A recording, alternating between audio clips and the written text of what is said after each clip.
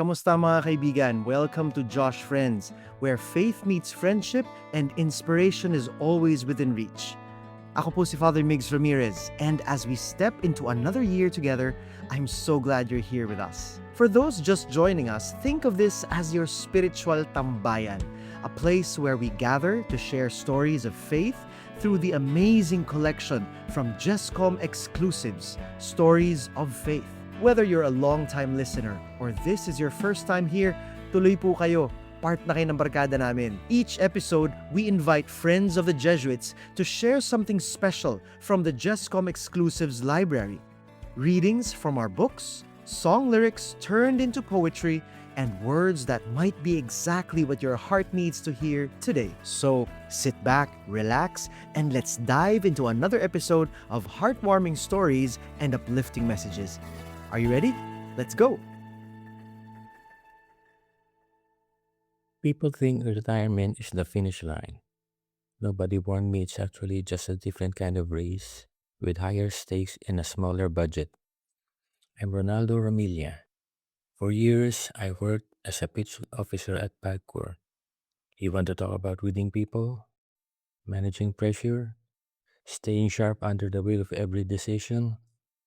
That was my daily shift. Hindi ako nag-exaggerate. Yung trabaho ko, you had to be present, fully present every single moment. And then one day, you clock out for the last time, and the silence hits you in a way you never expected. Retirement, for a lot of people, sounds like freedom. And in some ways it is. But nobody really prepares you for the mornings when you wake up and there's no floor to manage, no shift to report to, walang structure na sinusundan, except the one you build yourself. And when you're also navigating a disability pension, supporting students, and figure out how to stay financially responsible, retirement stops being a reward. It becomes a responsibility of a different kind. So I made a decision early on. I will not be sedentary. Hindi ako papayag na maging idle.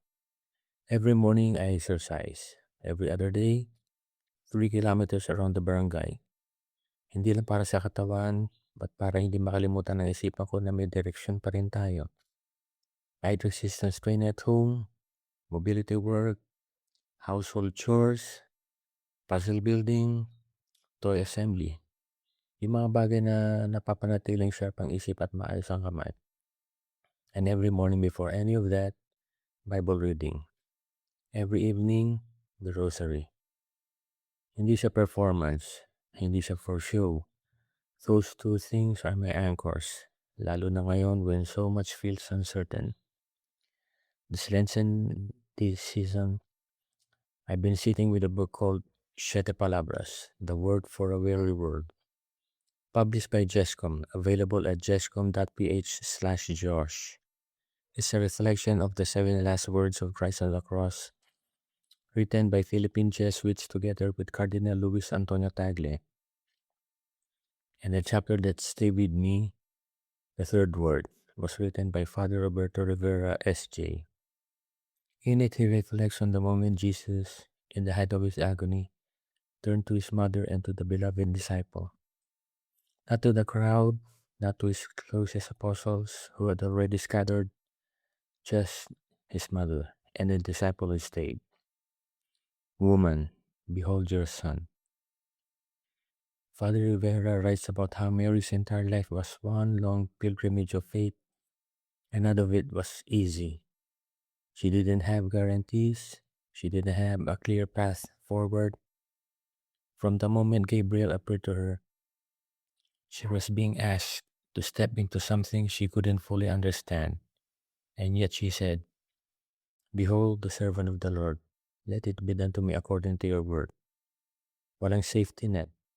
Walang assurance na magiging okay lahat. Just trust. And that landed on me in a very specific way. Because I know what it feels like to face something you didn't plan for. A medical condition that changed your financial reality. A retirement that doesn't look the way you imagined. Responsibilities that didn't disappear just because your career did. These are mornings when I'm doing my stretches or walking my 3 kilometers, And somewhere in that rhythm, I'm also processing, Lord, ano ba ang susunod? Mary didn't stop to calculate the odds. Father Rivera points that out. Kung nag-isip siya ng malalim about how impossible everything sounded, she probably would have said no. But her focus was on the impossibility.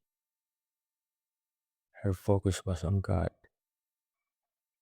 And that's what the sacred space reflection for this fifth week of Lent reminded me.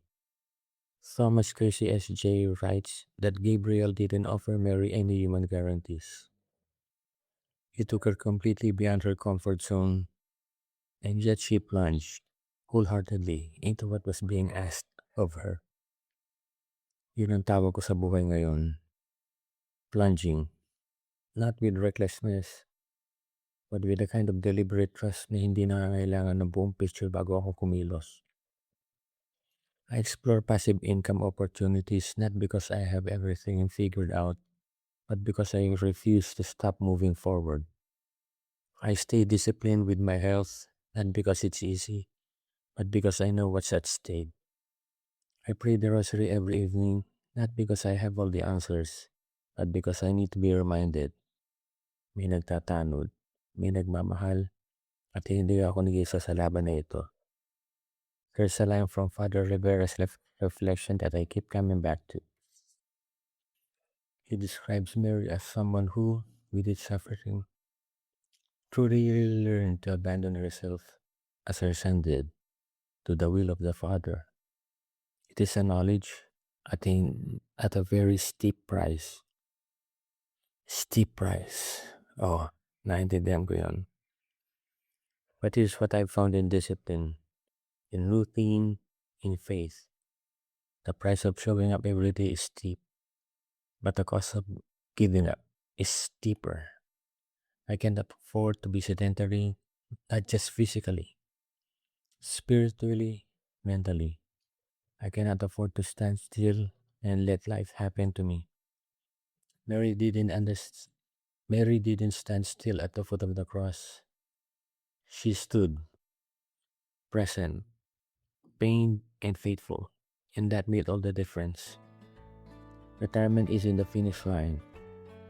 It's not even really a race. It's more like a new assignment, one with fewer instructions and more trust required. And I think that's the invitation of this Lenten season for all of us, is to stop waiting for the complete picture before we take the next step. To wake up, to move, to pray, to stay. To behold like the beloved disciple what we're being called toward, even we can't fully name it yet. If you want a companion for that kind of reflection this Lent, Siete Palabras, the word for a weary world, is that book. Grab a copy at jescom.ph/Josh and let it sit with you in the quiet moments. The early morning ones, the evening rosary ones, the 3-kilometer ones. I say sometimes, the word finds us not in the big dramatic moments, but in the steady faithful showing up. Salamat for spending this time with us on Josh Friends. Just keep moving, keep praying.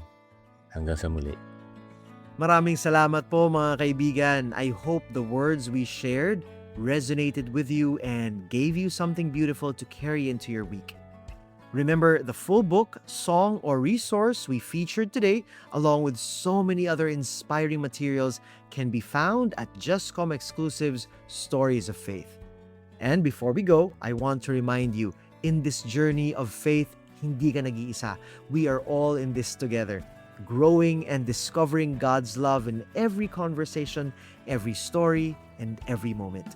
Ito po si Father Migs Ramirez, and until we meet again, paalam at ingat mga kaibigan.